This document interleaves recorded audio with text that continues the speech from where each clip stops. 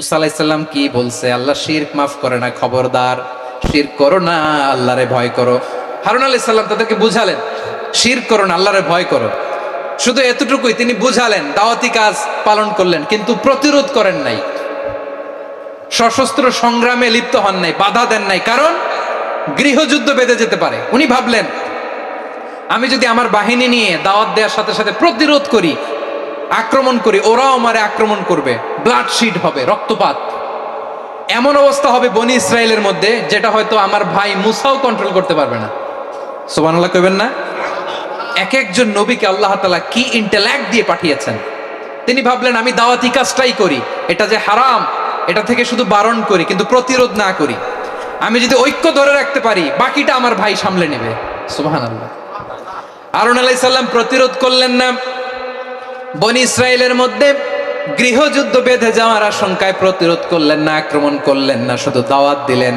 In the mean time মুসা আলাইহিস সালাম আল্লাহর সাথে কথা বলে যখন ফিরে আসলেন, দেখলেন বনি ইসরায়েলের অধিকাংশ লোক মুশরিক হয়ে গেছে, মুশরিক হয়ে গেছে। মুসা আলাইহিস সালাম রেগে গেলেন, রেগে প্রথমে বনি ইসরায়েলদেরকে অ্যাটাক না করে ভাইয়ের দাড়ি ধরলেন। হারুন আলাইহিস সালামের দাড়ি আর চুল, মেজাজি নবী ছিলেন। হারুন তুমি কি করলা? তোমারে কি দায়িত্ব দিয়ে গেলাম, তুমি কি করলা? তুমি থাকতে বনি ইসরায়েল কেমন করে শিরকের কাজে নিমজ্জিত হয়ে যায়? সাইয়েদনা হারুন আলাইহিস সালাম বললেন ইন্নী, কোরআন সাক্ষী, কোরআন থেকে কোট করছি, ইন্নী خشيت أن تقول فرقت بين بني إسرائيل ولم ترقب قولي। ও আমার ভাই, আমার দাড়ি ধরবেন না, আমার মারবেন না। আমি ভয় করেছি, আমি ভয় পেয়েছি, না জানি আপনি বলেন তুমি কেন খশিতু আন তাকুলা ফাররাকতা বাইনা বানি ইসরাইল, আপনি এসে আমারে যদি বলেন তুমি কেন ঐক্য ধরে রাখলে না, কেন মারামারি হলো, কেন রক্তপাত হলো, তোমারে কি এই দায়িত্ব আমি দিয়ে দিয়েছিলাম? আমার কথার দিকে কি তুমি ভ্রুক্ষেপ করো নাই? আমি যে বলছি তাওহীদের বাণী প্রচার করবা আর ঐক্য ধরে রাখবা, আমার কথা কি শোনো নাই? আপনি আমারে ধমকাবেন, এই জন্য আমি প্রতিরোধ করি নাই, আক্রমণ করি নাই, গৃহযুদ্ধ আটকানোর জন্য, কিন্তু আমি দাওয়াত দিয়েছি। সুবহানাল্লাহ পড়েন। ঐক্য ধরে রেখেছেন। মুসা আলাইহিস সালাম মুহূর্তেই সামিরীকে আক্রমণ করলেন, অ্যাটাক করলেন, শাস্তি দিলেন।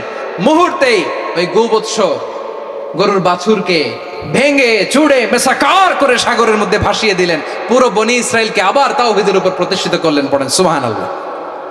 এই ঘটনা থেকে শিক্ষা কি? শিক্ষা হচ্ছে আপনি শিরকের আড্ডাখানা দেখলেও বৃহৎ স্বার্থে তাওহীদের দাওয়াত দিবেন, প্রয়োজনে আপনি ঐক্য নষ্ট করবেন না। সুবহানাল্লাহ পড়বেন না? তাহলে ঐক্যের গুরুত্ব বেশি না কম? বলেন, আওয়াজ করে বলেন। ওয়াতাসিমু বিহাবলিল্লাহি জামিআ, আল্লাহর রশিকে আঁকড়ে ধরো। ওয়ালা তাফাররাকু, তোমরা বিচ্ছিন্ন হয়ো না। পেকুয়ার ভাইরা আওয়াজ করে বলেন তো, আদেশটা কার? এখন বলেন আমাদের ঐক্যবদ্ধ জীবনের দরকার আছে না নাই? এই যে ডক্টর মোহাম্মদ ইউনূস আমাদের লিডার, উনি যে আমাদেরকে জাতীয় ঐক্যের আহ্বান জানিয়েছে, ওনার আহ্বানে আমাদের সাড়া দেওয়ার দরকার আছে না নাই? রাজনীতিবিদদের যে ডাকছে, খুশি লাগে নাই আপনার? আলেমদের ডাকছে, খুশি লাগে নাই? আলহামদুলিল্লাহ বলবেন না? আলহামদুলিল্লাহ। সবাইকে ডেকেছে, ঐক্যবদ্ধ করেছে। আমরা ঐক্যবদ্ধ থাকতে চাই, আমরা ঐক্যবদ্ধ জীবন চাই, আমরা আর কাদা ছড়াছড়ি করতে চাই না। রাজি আছেন সবাই?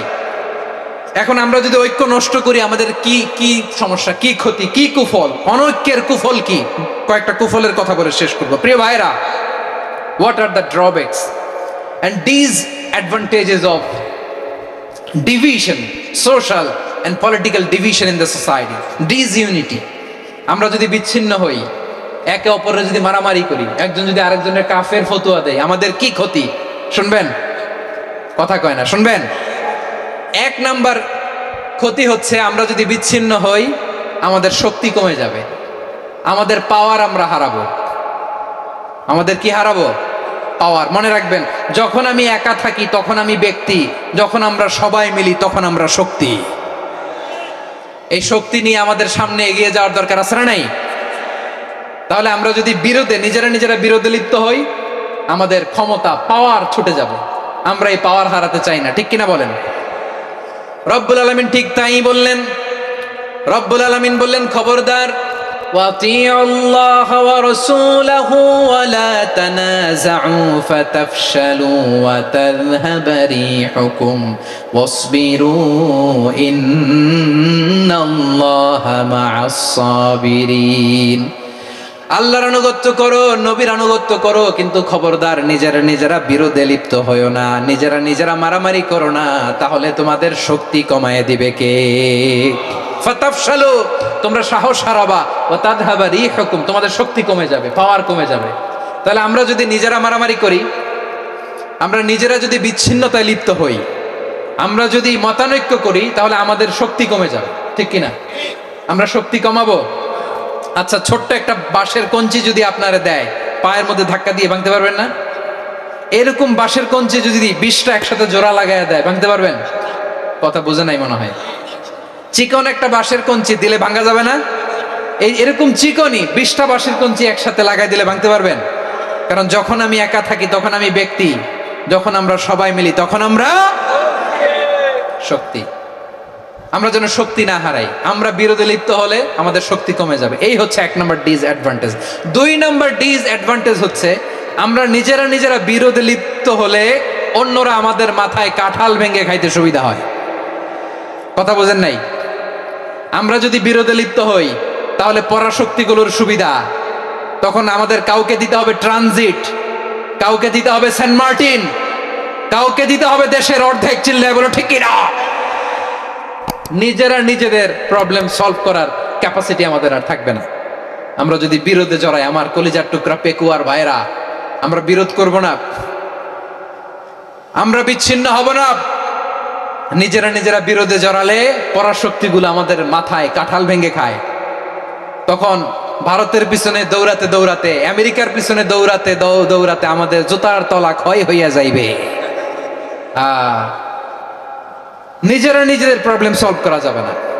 আমরা যদি অন্যের পিছনে না দৌড়াতাম আর এই বিরোধকে থামাতে পারতাম, বাংলাদেশ আজকে যেখানে আছে তার কমপক্ষে 50 গুণ সামনে থাকতো। চিল্লায় বলেন ঠিক কিনা? তাহলে 1 নম্বর ক্ষতি হচ্ছে আমাদের পাওয়ার লেস হয়ে যায়, আমরা দুর্বল হই যদি আমরা বিরোধ করি। 2 নম্বর হচ্ছে পরাশক্তিগুলোর সুবিধা নেয়। 3 নম্বর হচ্ছে আমাদের উন্নয়ন, দেশের উন্নতি, অগ্রগতি, এটা স্থবির হয়ে যায়, এটা বাধাগ্রস্ত হয়। প্রিয় ভাইয়ের, ইউনিটি, ঐক্য হচ্ছে একটা দেশের উন্নয়নের মূল ভিত্তি। 2 জন কইছে ঠিক। এদিকে এখন কয়েকজন কইছে ঠিক।